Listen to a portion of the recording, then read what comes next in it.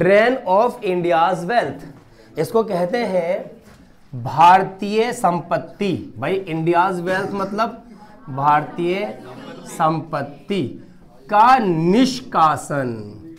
अरे भैया ऐसे ऐसे नाम सर जी हमने पहली बार सुने हैं, हमें समझ नहीं आ रहे। मैं बता दूं, ड्रेन या निष्कासन मतलब होता है, आपने सुना होगा एग्रीकल्चर में यानी कृषि में सूखा पड़ जाना।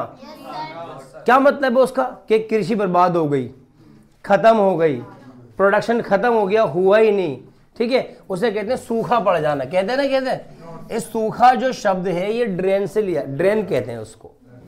तो पता लग रहा है ड्रेन शब्द का मतलब है कि उत्पादन खत्म हो जाना। ऐसे यहां पर भारतीय संपत्ति का जो है निष्कासन किया जा रहा है, ड्रेन हो रहा है, भारतीय संपत्ति का सूखा पड़ रहा है। क्यों सूखा पड़ रहा है, आओ मैं आपको इसका मतलब बताता हूं। प्यारे बच्चों, आपको पता है हमारे भारत में कॉलोनियल्स आए।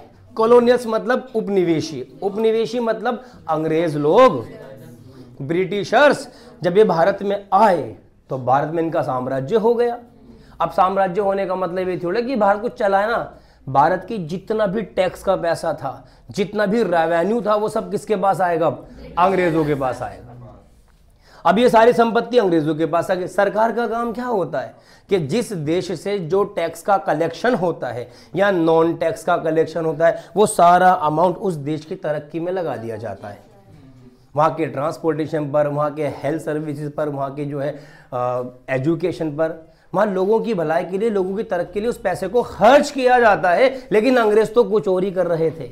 अंग्रेज इस पैसे का खर्चा अपने साम्राज्य को बढ़ाने के लिए कर रहे थे, ना कि भारतीय तरक्की के लिए कर रहे थे। तो हमारा टैक्स का पैसा किसकी तरक्की में लग रहा था? तो जब टैक्स का पैसा ब्रिटिशर्स की तरक्की में लगेगा तो हमारे देश का क्या होगा? हमारे देश की संपत्ति का नुकसान ही तो है ये। बस इसी नुकसान को कहा गया था ड्रेन ऑफ इंडियाज वेल्थ, जो अंग्रेजों ने हमारे पैसे को अपनी तरक्की में लगा दिया था।